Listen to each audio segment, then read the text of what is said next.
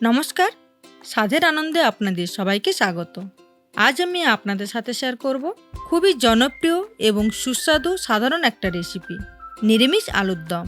এটি খুব কম সময় এবং খুব কম উপকরণ দিয়ে খুব সহজেই বানিয়ে নেওয়া যায়। এটি লুচি, খিচুড়ি, ফ্রায়েড রাইস, এমনকি গরম ভাতের সাথে খুবই ভালো লাগে খেতে। তবে আসুন রেসিপিটা দেখে নেওয়া যাক। আলুর দম বানানোর জন্য আমাদের লাগছে 500 গ্রাম আলু। আলু আমি এরকমই সাইজে কেটে নিয়েছি।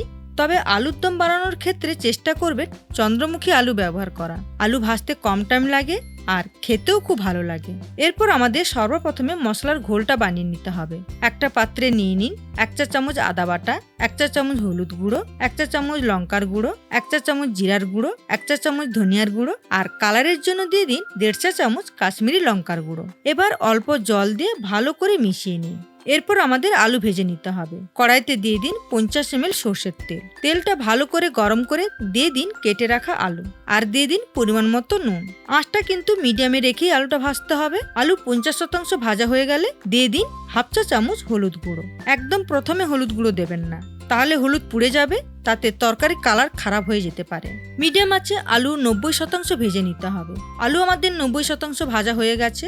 দেখুন, ঠিক এরকমই হলে তেল থেকে তুলে নিতে হবে। আলু তেল থেকে তুলে নেওয়ার পর ওই তেলের মধ্যে দিয়ে দিন 2 শুকনো গোটা লঙ্কা, 2 তেজপাতা, 1/2 চা চামচ গোটা জিরা আর দিয়ে দিন আগে থেকে রেডি করে রাখা মশলার ঘোলটা। এবার মিডিয়াম আছে 2 থেকে 3 মিনিট কষান।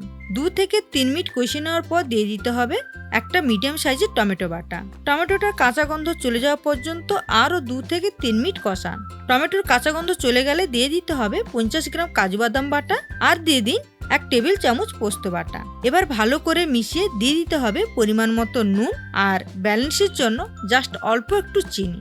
এরপর সমস্ত কিছু মশলা থেকে তেল ছাড়া পর্যন্ত খুব ভালো করে কষান। দেখুন, ঠিক এরকমই মশলা থেকে তেল ছাড়লে দিয়ে দিতে হবে ভেজে রাখা আলু। আলুগুলো মশলার সঙ্গে 1 থেকে 2 মিনিট কষাবেন। 1 থেকে 2 মিনিট কষিয়ে নেওয়ার পর দিয়ে দিন পরিমাণ মতো জল। এবার ভালো করে মিশিয়ে নিয়ে ঢাকা দিয়ে মিডিয়াম আঁচে 4 থেকে 5 মিনিট ফোটাবেন। 4 থেকে 5 মিনিট ফোটানোর পর দেখুন আলুর দম আমাদের রেডি হয়ে গেছে। এবার ওভেন থেকে নামানোর আগে দিয়ে দিন 1/2 চা চামচ গরম মশলার গুঁড়ো। আজ এতটাই, আবার দেখা হবে অন্য কোনো রেসিপির সাথে। আপনারা সবাই ভালো থাকবেন। ধন্যবাদ।